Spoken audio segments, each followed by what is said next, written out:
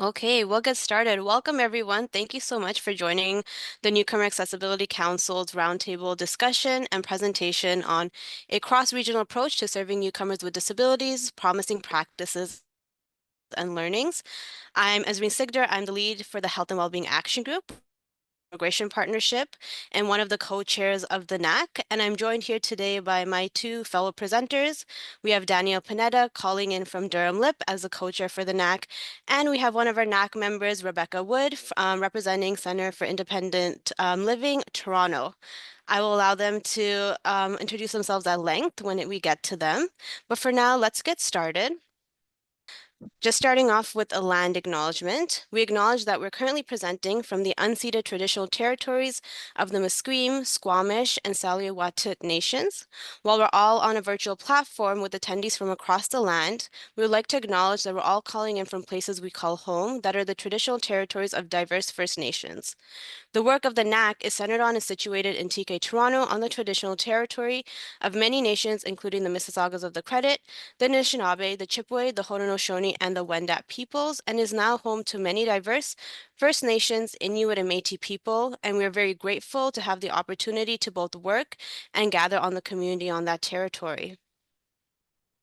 So just a little bit of a roadmap and what to expect for today. So we'll share a little bit about the TQ Lip and the Durham Lip, and then we'll provide a little bit of context setting around what it means to work in the field of newcomers with disabilities, a little bit about definitions, how we came to be.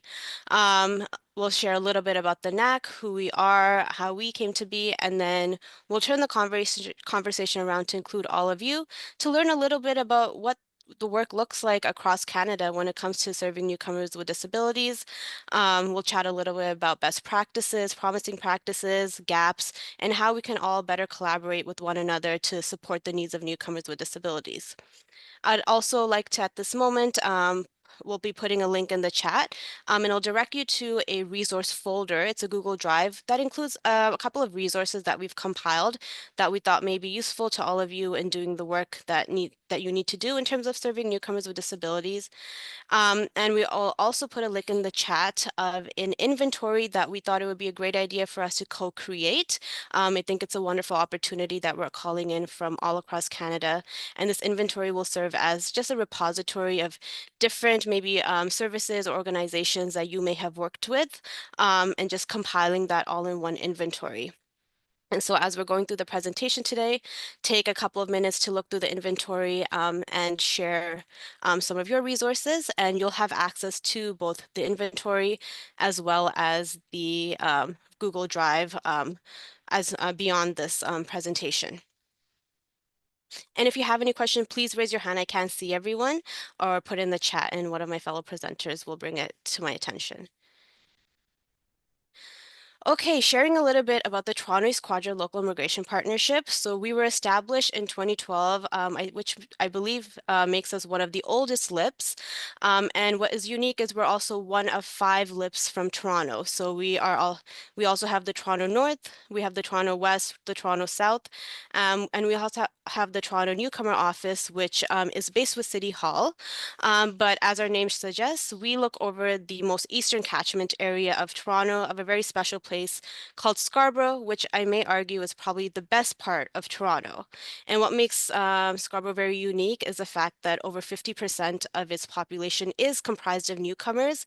And so the work that we're doing is very vital. So essentially, we don't provide any direct services, but we do work with service providers who are within that catchment area or serving newcomers in Scarborough to better support them with service coordination, capacity building, knowledge mobilization, resource development, to better support newcomer access to their services and to support their integration within Scarborough. We are led by a consortium of 4 organizations: Access Employment, Asian Court Community Services, Catholic Cross Culture Services, and Warden Woods Community Center, which is where I'm based off. And we currently have around 42 members that represent the multi-sectoral approach we take to community-based planning. So we have representation from employment services, health, mental health services, funders, recreational services, as well as language services and more. And these members have helped us inform and implement our strategy. For example, example, from 2020 to 2025, we have identified 4 focus areas, which include newcomer health and well-being, which is the action group I lead, as well as access to information, inclusion and equity, and employment and economic opportunities.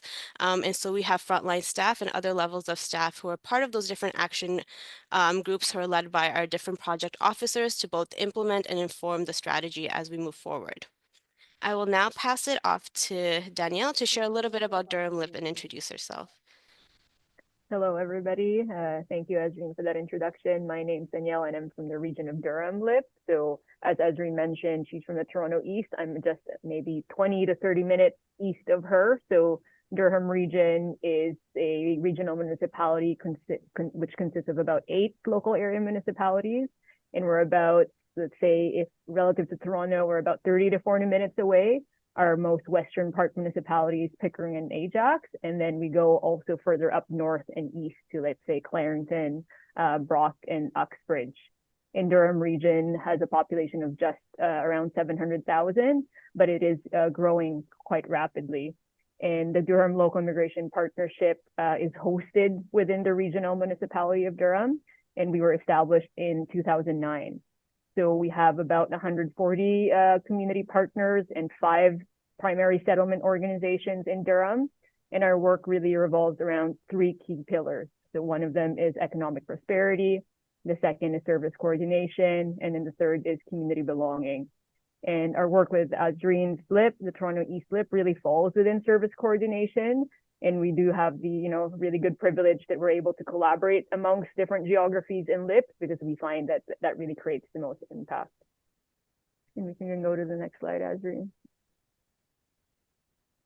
And just to give you a sense of, let's say, the immigration landscape in Durham region, about 27% of the population in Durham are immigrants.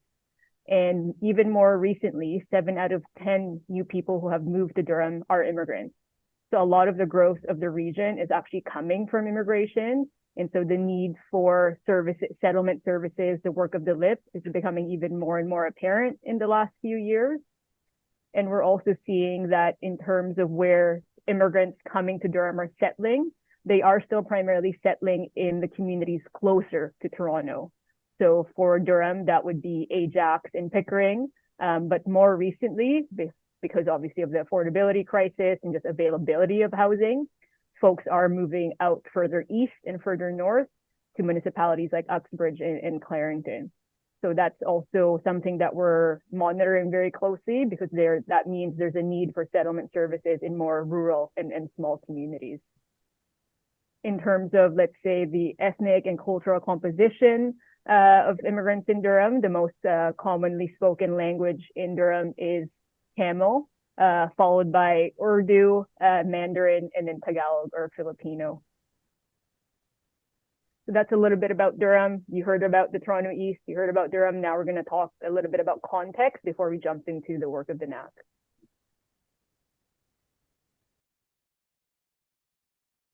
Thanks, Danielle. So just a little bit of context setting and some of the words that we'll be using throughout the session and some definitions so that we're all on the same page. I like to start off with disability, and according to the Accessibility for Ontarians with Disabilities Act, disability is defined as any degree of physical disability, infirmity, malformation, or disfigurement that is caused by bodily injury, birth defect, or illness, and may include a condition of mental impairment or a developmental disability. It can also include a learning disability or dysfunction in one or more processes involved in understanding or using symbols or spoken language, and it may include mental disorders as well. When we're speaking about barriers, referring to anything that prevents an individual with a disability from fully participating in all aspects of society because of their disability, and which may include a physical barrier, an architectural barrier, information or communications barrier, an attitudinal barrier, technological barrier, or a policy or practice that acts as a barrier as well. When we're speaking about access, we're referring not only to the availability of services, but service characteristics that make it possible as well as comfortable for an individual in need to utilize such services. And when we're speaking about newcomers, we're referring to any immigrant or refugee who has been in Canada for 5 years or less, regardless of status.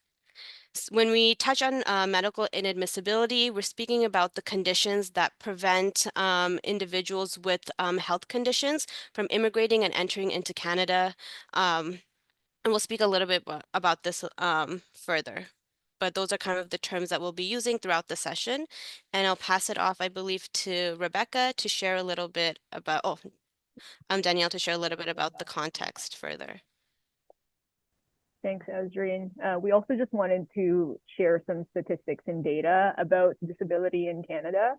And every 5 years, Statistics Canada publishes the Canadian Disability Survey. So the last one they did was in 2020. So the results were released in 2022.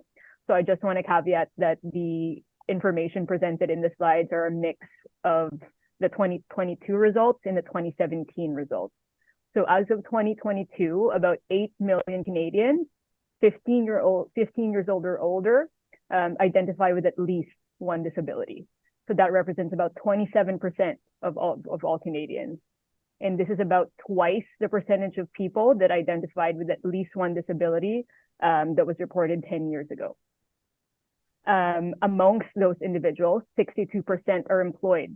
So that is a positively trending statistic in terms of employability for people with disabilities. So this was up 3% in 2017. However, we know strides still have to be made because compared to people who identify with no disabilities, those 78% of those individuals are employed compared to 68% of those who identify with at least one disability. And then we also wanted to explore the intersection of visible minority status and identifying with a disability. And according to the 2017 Canadian Disability Survey, about 14% of people with disabilities belong to a visible minority group. And then you'll see on the slide there the breakdown by group. So 4% identify as South Asian, 2.9% identify as Chinese, 2.2% as Black, 1.3% as Filipino, and 1% as Latin American. And because these numbers are from 2017, I would bet that it's a little bit higher now from the 2022 numbers. But we also see that amongst the growth of people who identify with disabilities, the number has increasingly grown amongst youth. So the youth experienced the largest increase in disability rate from 13% to 20% in 2022.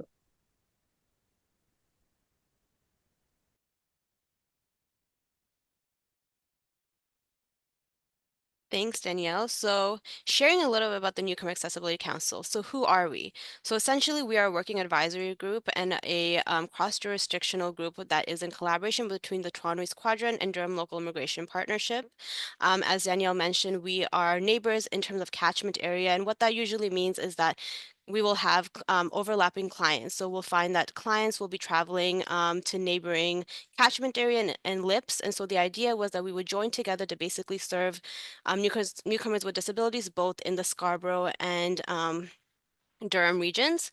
And so we developed this advisory working group that is comprised of both representation from settlement organizations as well as representation from accessibility and disability organizations.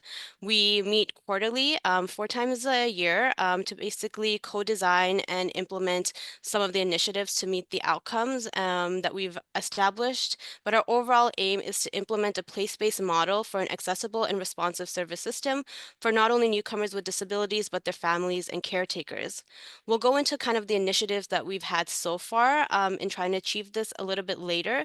But for now, I'll just pass it off to Rebecca to share a little bit about the context around me again. My apologies. I'm trying to like pass it off so quickly, but I'll share quickly about how the NAC came to be because that is also very important. And so the history of the NAC, if we want to fast rewind to 2001 to kind of understand what the landscape looked like at that time, we'll see that the Immigration and Refugee Protection Act was very restrictive in preventing individuals with disabilities from immigrating and entering into Canada based on the grounds of medical inadmissibility. So the argument that they essentially had was that individuals with disabilities would have an excessive demand on health and social services, so they would be financially taxing, and which is why they wouldn't be allowed to immigrate and enter into Canada. There was a lot of advocacy, a lot of lobbying, and so fast forward to 2018, changes were made to this medical inadmissibility policy, which basically increased the allowance of individuals with disabilities to enter into Canada. So what did that mean? Essentially, we went from having a landscape where there was very limited representation of newcomers with disabilities, and so there wasn't much of a demand on social services and settlement services to really meet the nuanced needs of newcomers with disabilities. We suddenly saw or would be anticipating after the changes that there would be a rapid influx of newcomers with disabilities, which meant that social services and settlement organizations would have to be responsive and suddenly meet a very high demand for the nuanced needs of newcomers with disabilities. So settlement services organizations were looking at how would we best respond to this. The TQLIP was one of these projects, and they really want to understand what what the settlement landscape looked like in terms of serving newcomers with disability at that time, what would be the challenges, what would be the barriers. And so they collaborated with the Public Good Institute, which is a graduate-led consulting group in conjunction with the University of Toronto's Munk School of Public Policy to develop this research. And they eventually ended up with a literature review and a final report called Identifying and Addressing Barriers to Service Use by Newcomers with Disabilities and Complex Health Needs, which is also included in the Google Drive resource.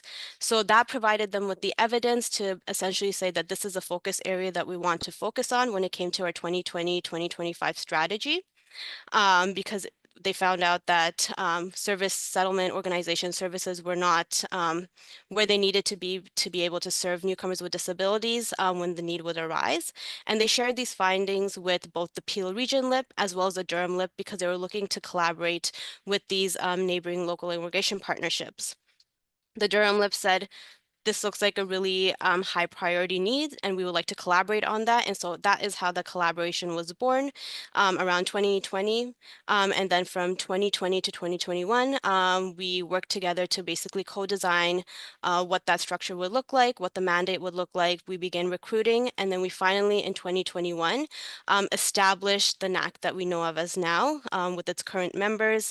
And we commenced the working structure as well as the quarterly meetings since 2021. And we're here around 2.5 years later, 2024, with that same structure, a lot farther than we were before. Now to Rebecca. Now I will take it over. Hi, everyone. My name is Rebecca Wood. I'm the Peer Support Coordinator and the Parenting with a Disability Network Coordinator at the Center for Independent Living in Toronto. We are a disability-focused organization run primarily by people with disabilities. So I have been a part of the NAC pretty much almost since inception. And so I'm going to give just a little bit of context around the models of disability. One of the things we're aware of is that not all training in our very siloed worlds necessarily talks about disability history. And so I just wanted to go over quickly models of disability. The medical model, you will have heard, as Azreen was reading the AODA definition of disability, based on individual symptoms and conditions. This model locates disability as an individual impairment. This is not the preferred model of disability by the disabled community, but you still see how prevalent it is in policy documents. The charity model frames disabled people as a burden, people who need help, a lot of top-down service organizations structured around disabled people needing help. Again, not a preferred model, but still very prevalent in structures of service organizations. The social model of disability came out of the disability rights movement. So it's a shift in understanding that disability is created by inaccessible environments, discrimination, and inaccessible systems. So the disability is not an individual problem. The problem is in the fact that the world is not created in order to be accessible. If everyone could get into the building, then disability and wheelchair use wouldn't be a problem. If everyone could access systems and services, then disability isn't located as a problem. So you can move ahead, Azreen. So as I said, social model came out of the disability rights movement, which kind of developed alongside the independent living movement. If you've seen the documentary Crip Camp, there's a scene of the first independent living center being created in Berkeley, California. There are independent living centers across Canada. So SILT runs programs within Toronto and the GTA, as well as an Ontario-wide program called Direct Funding, which I'll talk a bit more about. But if you're not familiar with your local independent living center, there are IL centers in every province. Independent living, SILT began 40 years ago. So this work started with the principles that disabled people are have a right to live in community. So deinstitutionalization, have a right to examine choices, make decisions, take risks, make mistakes, be experts on one's own needs, and take responsibility for one's own life. So this is a contrast to a charitable model where disabled people are not necessarily held as having rights to make these choices. So we can move forward.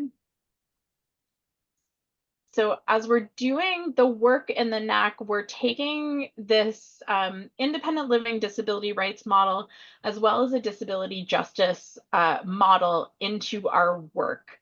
So it's part of what we're doing is making sure that everyone has a context for the access that we are working towards. So disability justice is an intersectional cross-disability framework that was developed as a response to the fact that the disability rights movement really centered the experience of white people with disabilities. So it was began by the Sins Invalid Collective in the US, and it really takes the intersectional approach that disability and ableism interact with and relate to every other intersection of identity and intersection of oppression that an individual can experience. So it's an expansion of the disability rights work that was happening, and it focuses on an understanding that all bodies are essential, and all bodies are impacted by our intersections of privilege and oppression and social location. So this is the understanding of disability that part of what we're doing as within the NAC is making sure that organizations focusing on disability are prepared to support newcomers, and organizations focused on settlement work and newcomers are prepared to support the disabled community. And you can go ahead. And so this slide has a list of organizations that partner in the NAC, and the main piece of what we're doing is having an intentional space to discuss and strategize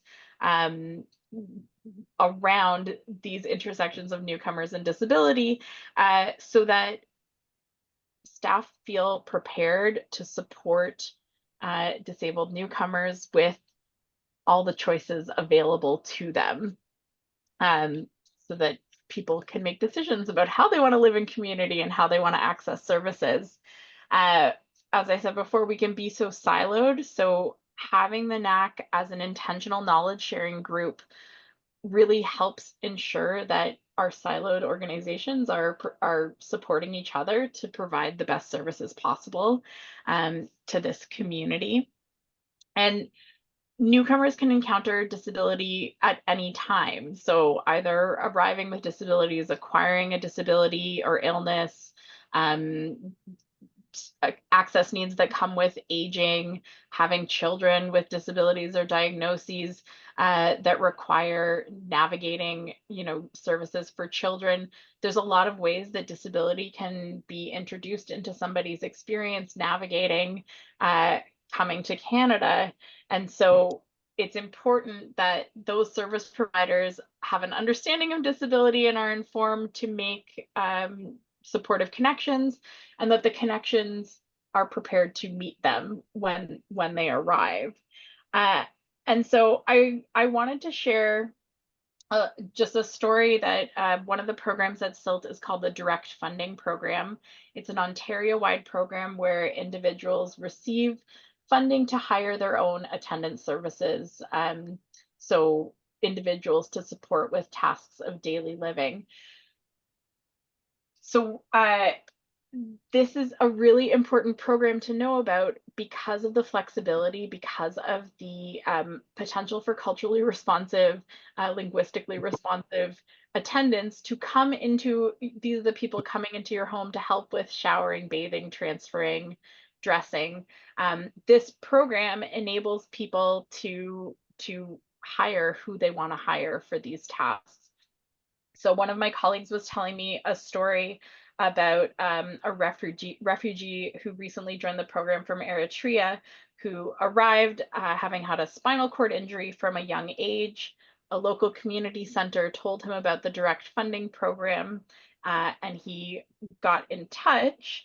And staff in the direct funding program have worked with individuals to come up with a plan of how many service hours they might need, what kind of supports they might need, and also prepare people for the interview where they need to learn a bit about employment law in Ontario because people are becoming employers. And so this program is ready to have interpreters come in to support with the communication around the individualized plan and communication around preparing for the interview and the interview itself. And then once you're on the program, you hire and train your own staff. So it takes the pressure off family members who can end up being primary supports. And it also provides jobs in the newcomer community because people don't need to have a PSW certification because the individual is training them. So you train people to meet your needs in your home and you hire them for however many hours you're approved for. And you can hire people who speak your language, people who you feel are in community with you. There's a lot of flexibility in this program. But if settlement workers don't know that this program exists, then we don't make those connections to support people to get these services that are sort of outside of the, what might be provided by hospitals or community care. So the NAC has been a really valuable space to share, problem solve, talk through what's available, talk through the limitations on, where there are gaps in our knowledge. We meet quarterly, which is not a giant commitment. And Azreen and Danielle do a really wonderful job organizing and compiling the resources and putting into action the things that get discussed in the meeting. And it's been a really valuable space to feel that we're more prepared, that both siloed areas of what we're trying to do here, it feels more prepared, I think. So I will be here so we can answer questions, but I will pass it back to Danielle. Thank you very much, Rebecca, and obviously thank you for your membership and dedication to the NAC. It's definitely like invaluable hearing your expertise and hearing about the programs that are available. So as Rebecca mentioned, a lot of the work that we've focused on so far in the NAC is about awareness, because there is still that tendency for us to work in our own little bubbles without greater awareness of what exists in community. So if you're looking to replicate this model in your communities, we just wanted to share some of the activities that we've done today. So we've conducted an environmental scan on research and resources for newcomers with disabilities, so that everybody can have a foundational knowledge of what it is that you have to understand when you're serving this population. We've also developed an inventory of organizations serving newcomers and disabilities, both in Durham and Toronto. And this is to facilitate better referrals and connections between organizations that only serve newcomers and organizations that say are only focused on serving people with disabilities. So we wanted them to have a one-stop shop of data and information so that they know who to refer to if they have a client who's looking for specific services. And this inventory was then uploaded to 211 Ontario. And for folks that are out of province or not in Ontario, 211 is pretty much an online database where you can search different types of services in your local community. So some of the things that we've compiled as the NAC in the inventory were not on the 211 website. So we needed to find a way to get that information out to a broader audience. And luckily, 211 Ontario was very happy to host that so they can also update their information on their website. As the NAC, we also helped refine a consultation survey on mental health with disability, which then informed some of the work of the Toronto East LIP. And then more recently, within the last year, our membership also wanted to focus on education and capacity building for both the newcomer and disability sectors. So what came out of that was a plenary discussion, so our first in-person event that featured panel speakers from different organizations within the two different sectors. And we called it Coming Together to Support Newcomers with Disabilities. And it was held last year at the University of Toronto Scarborough with about 45 attendees.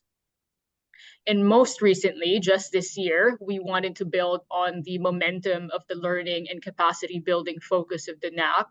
So we are conducting a learning series, which is going to be about a 4 to 5 part online webinar series.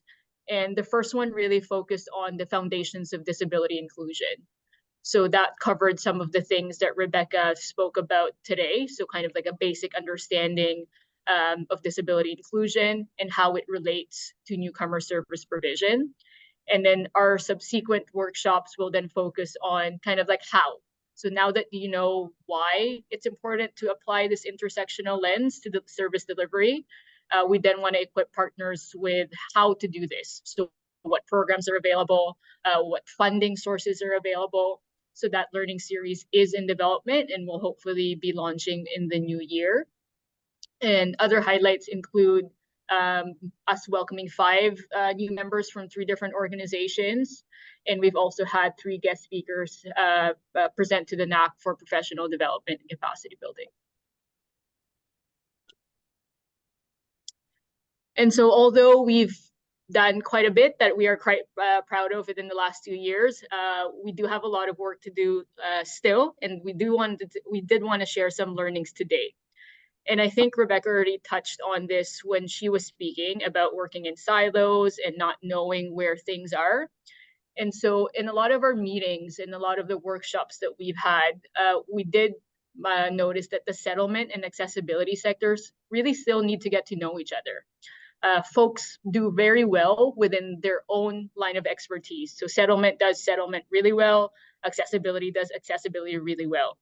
But once you get into situations where there needs to be strong coordination between the two sectors, things kind of fall through the gaps. So we realize that there's a better need for a stronger referral pathways, so that when a newcomer comes into, let's say, a settlement service provider, and they are looking for certain services that would help, let's say, either themselves or their children with disabilities, we need to equip settlement workers with that almost like immediate knowledge of, oh, I know how to go to, I know who to go to, because we're finding that still a gap in the knowledge and competencies of some settlement staff. We also noted that the path towards accessing and finding the right services really starts with first eliminating stigma and providing education about disability. And for newcomer populations who, let's say, from back home have a lot more negative associations with the concept of disability, either that because of lack of knowledge or denial, but there's also some cultural norms where, let's say, introversion and being shy is just linked to, let's say, gender norms, and it's not linked to an understanding of, hey, have you explored if you're on the spectrum, or have you gotten diagnosed, or just getting more information about that. So we know that there still has to be some foundational understanding of disability in general. And we also wanted to note that when serving newcomers with disabilities, there really is an emphasis on community versus individuality. we find that in Western cultures, we are very much linked to, I can do this on my own, like at the individual level. But we found that when providing services to newcomers with disabilities, there's a great emphasis on supporting the caregivers and the community that surrounds the individual person with a disability, because sometimes that's where all the work goes for referral or finding services. So a lot of the work that our partners are doing not only focus on serving the individual that identifies with disability, but also supporting the caregivers and the families of friends that then support the individual.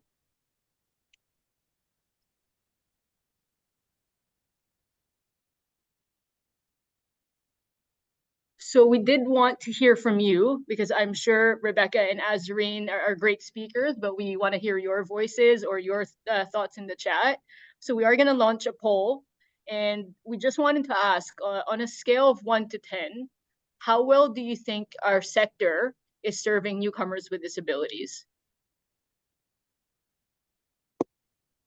And 1 being not doing so great, and 10 being very well.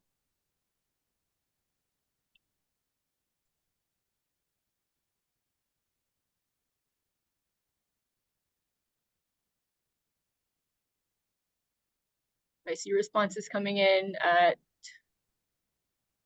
2 and 3, 5 and 6, 1, 7.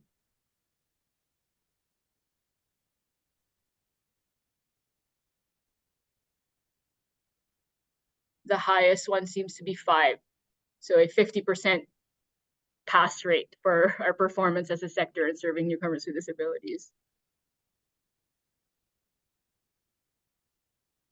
Does anybody want to share why they've ranked us as a 5? Feel free to do this in the chat or unmute.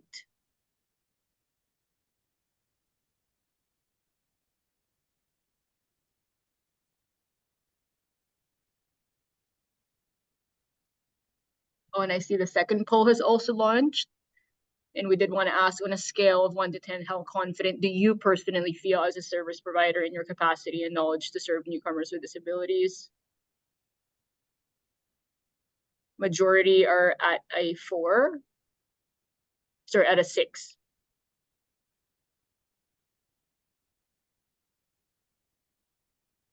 So this is a little bit more promising in the sense that we think the sector needs a little bit more work, but as an individual organization, maybe our competencies are a little bit higher. Fiona has her hand up. Would you like to share, Fiona? Yeah, I mean, if we're just because you're asking about if anyone like wanted to share about why we were ranking, I think one thing that came to my mind is just that it's also so different based on location as well. So it was almost really hard to think like sector wide, like to hear the kind of collaboration that is possible. Like for example, in Toronto and Durham region where you have organizations that are dedicated to disability, and like I can think of one organization in like my entire area that is specific to disability. And so like there's just not that level of coordination that can happen because there's like, so I think it's hard to say, like I think that there is different factors in different geographic regions. And then I'm only speaking from like an Ontario context. I don't know what it looks like for some people on this call who are like in different provinces. Yeah, so I just think there's like that piece to it. Like I think there's probably uneven, and I think there's probably some areas of the sector that maybe do it better and some that are maybe a little bit further behind. That's a good point, Fiona. And I think that brings us to the conversation of like capacity, whether you're in a small rural community or like an urban center like Toronto, because it does change the equation of like how well can you serve this population.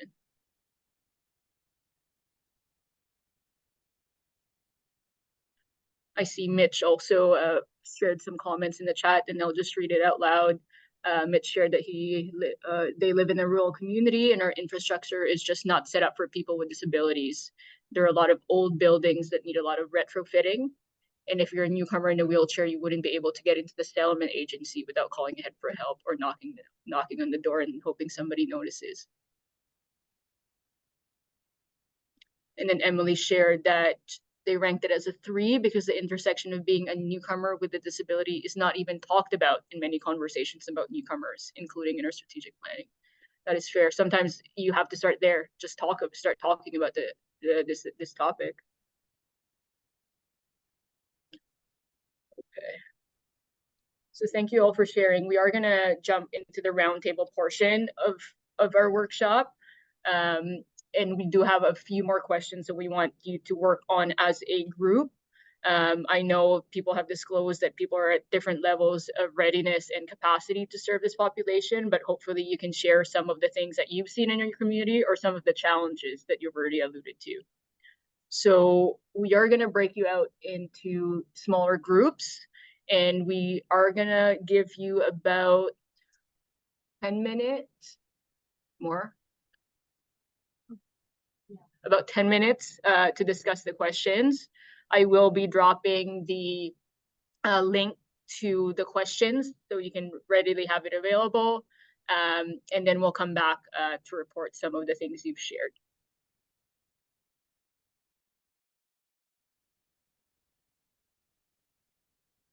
Okay, I think we're all here. How was that exercise? Did we get through all of the questions? No? Figured, that's okay. Does anyone want to share what they got? And do we have anyone who'd like to speak on behalf of their team? Maybe a summary of what you've spoken about?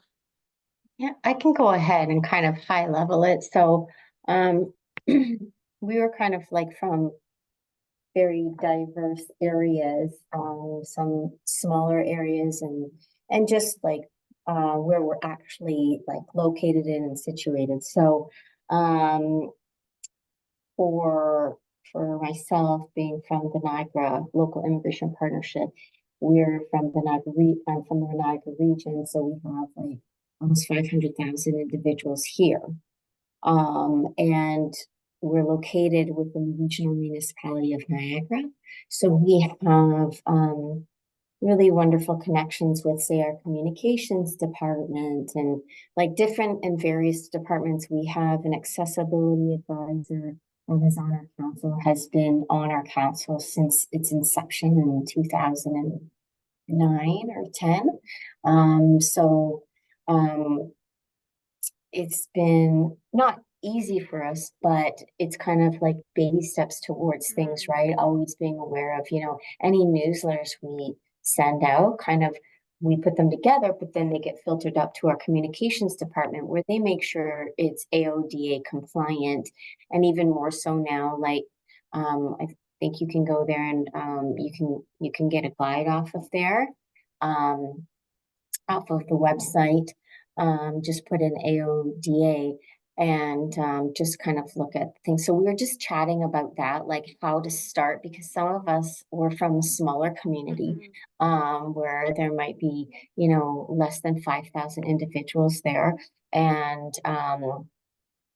they don't have those easier connections or departments that they can pull on.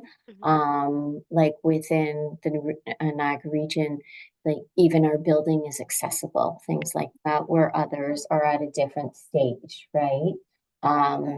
So we were just kind of chatting about that and coming from a lens of some individuals were saying that their building's not accessible, and how do we go about starting that conversation, and as opposed to saying, you must or you have to, it's how can we, like, let's get together, how can we talk about where the needs are, where the gaps are. So I know I've missed a few points in saying what I've said, but that was kind of our discussion.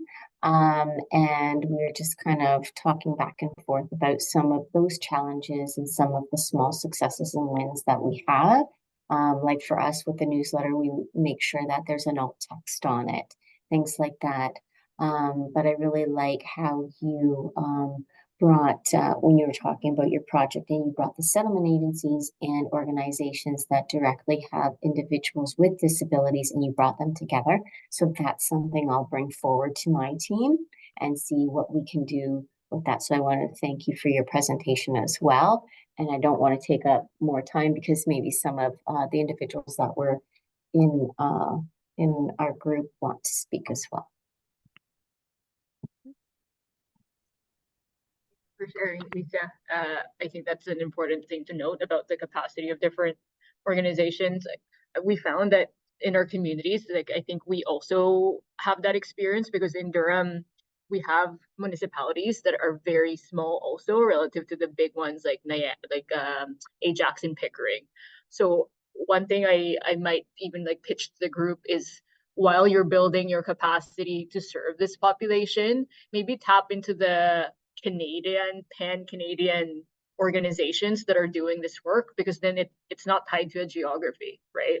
So things that come to mind is Smile Canada. So they serve refugees with disabilities. Another one is the Canadian Council of Canadians with Disabilities, the Canadian Council on Rehabilitation and Work, and there's a few others, and I'm sure Rebecca and Azreen have some suggestions. So maybe we tap into the big umbrella ones while we build locally. Yeah, I will just add to that. I've put a few different organizations that might be of interest in the chat, but as I mentioned, there are independent living centers across Canada in all of the provinces. So if you are in Ontario, I've just put a link in the chat of the Find Your IL Center. So there is a Niagara Region IL Center, there is a Southwest Ontario IL Center. So even just to know that they exist, most of them have service navigation supports, and even just for consultation purposes, you know, we're dealing with somebody who needs these supports. Do you have any ideas? Knowing there is a disability organization within your region can be really useful. And I've put the IL Canada link where you can search all the provincial IL centers as well. We're all a little bit different, but operating under the same philosophy. So worth reaching out and connecting to whoever's in your region. Thanks, Rebecca and Danielle. Is there anyone else who'd like to share any side or insights and add anything to what Lisa said? I also want to open it up for any kind of questions that you may have for Danielle, Rebecca, or I as well. Just looking at the time right now. So we have a couple of minutes. So any kind of last thoughts around the questions that we've asked, or any kind of questions that you have for us and the presentation and the work that we do. And I see Danielle and Rebecca are adding some links to the chat. Yeah, Mitch, go ahead. Something that we didn't really get to in the group, but I see the question here. So we have a childcare working group, and they've kind of been looking for more targeted supports for newcomer kids in childcare centers with disabilities. They're noticing a lot more learning disabilities and stuff like that, and just higher needs in general. Do you guys know of any sort of stuff for childcare centers to have in-house supports for kids with disabilities? The only one, the one that comes to mind automatically is Smile Canada. So they're a pan-Canadian agency. They don't work with in childcare specifically, but they do serve newcomer refugees and children with various disabilities, and they have an in-house support system. So I would suggest that would be one of the organizations I would tap into, and I'm sure that they probably have connections and a repository of other kind of resources that could definitely support with that in-house childcare supports as well. What area are you located in, Mitch? Portage la Prairie, Manitoba. Okay, because childcares are often they're operated provincially, so there is a system that is established that should be able to increase supports within It should be. Yeah, so there are limited, I mean, I know the Ontario context better, but there are limited supports. But most, you know, our children's hospitals here all have family resource centers, and tapping into those family resource centers can be a useful way to connect to if there are additional local supports for families.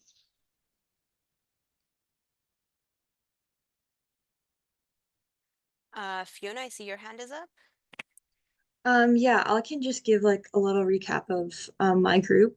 We were kind of all on the same page of being right sort of at the beginning of looking at how we can really focus on this topic. Most of us two of us were in smaller regions, like small city centers or rural regions.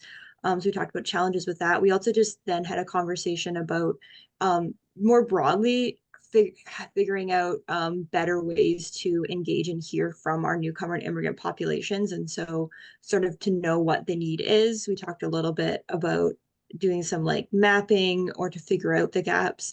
And one example, something that Aleph is doing, I shared about a project that we do as RLEP. We do like a service provider networking event. Our idea being we bring together service providers across sectors. We bring them into a room to be able to do networking, professional development. We've done that for many years. Our local community or independent living organization has been able to attend some years. And so even though that's not newcomer specific, these all are organizations that do serve them. And the idea being if we can kind of get people out of those silos, better aware of what resources exist, if there is a newcomer, for example, with a disability who's accessing a different service, there's more likelihood that they can be referred to services that exist that could help them. So that is an example of something that can have impact in a lot of different ways, but can also specifically impact this. Yeah, I think that kind of captures our conversation. And if anyone else from my group wants to jump in, feel free. Thanks so much, Fiona. I think you highlighted a challenge that we've also had and kind of why the NAC came to be is the fact that a lot of organizations don't do the intersection of serving both newcomers and those newcomers with disabilities. So oftentimes you do have to find and develop those partnerships between kind of organizations that do have a focus around newcomer specific or organizations that provide disability service and bring them together to have those like conversations to begin understanding how we can kind of support one another in the work that we're doing and be able to kind of fill in those gaps with one another and support one another. And so that partnership event that you have is truly an excellent way to begin those conversations and take it a step forward. Are there any sort of questions or anything else that we'd like to add? If not, I'll quickly move on to the next slide just to wrap up and just share kind of next steps. I know that what I've heard is that a lot of folks in LIPS are just starting off in this venture, and we can understand it can be very daunting. And so we would love to support in any way possible. Feel free to connect with us at our LIP website, at our personal emails, as our work emails as well. We have the link to the resource folder, which will include a bunch of resources that we've put together to support in this kind of work. We also have the inventory if you haven't had time to kind of put in your list of resources. You can fill them in at any time. Everyone will have access to it. I wanted to share on behalf of SILT that they have an International Day of Persons with Disabilities. They have a webinar around this, amplifying the leadership of persons with disabilities for an inclusive and sustainable future, which is happening next week, December 3rd, Eastern Time, 1 to 3 p.m. I'm sure they'll have a lot of resources and good tidbits to take on from there. We also have an inventory that is also on the Google Drive, which includes resources and organizations serving newcomers and organizations serving those with disabilities. Feel free to take a look of that. It's the one that's been integrated onto 211, and it showcases kind of the GTA, Scarborough and Durham catchment area. And yeah, if anyone is looking to have any questions answered, need any support, please feel free to reach out to us. The slides will also be in the resource deck, and I believe it will also be on the P2P website as well as a recording. So you'll always feel free to go back to that. But thank you all for joining, spending your morning or afternoon with us on this presentation. It's a very critical kind of sector. There isn't a lot of intersection or a lot of organizations that support newcomers with disabilities, so they fall through the cracks and are very vulnerable and go very unseen. And so we're great to have this platform and do this work. And we're very excited that across Canada there are LIPS and individuals who are interested in doing the work as well. And really excited to hear about all the things that you are able to accomplish going forward. So thank you all. Feel free to connect with us if anything comes up. Danielle, Rebecca, is there anything you'd like to add? Nailed it, Azreen. Thank you, everybody. Feel free to connect. We're all building this together.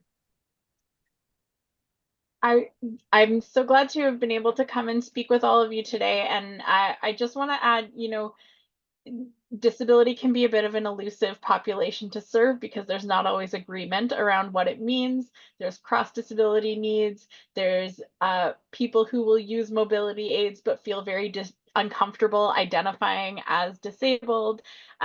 So I know Azreen talked a little bit about cultural understandings of disability. It's an intersection that is sometimes tricky to name and sometimes uncomfortable for people to claim as part of their identity and lived experience. And so any work that we can all do as service providers to be more informed and navigate the trickiness of these intersections and supporting people to meet needs and kind of understand what's available to them so that people can make choices and be independent in their communities is so important. So I really appreciate you all joining us for this conversation today.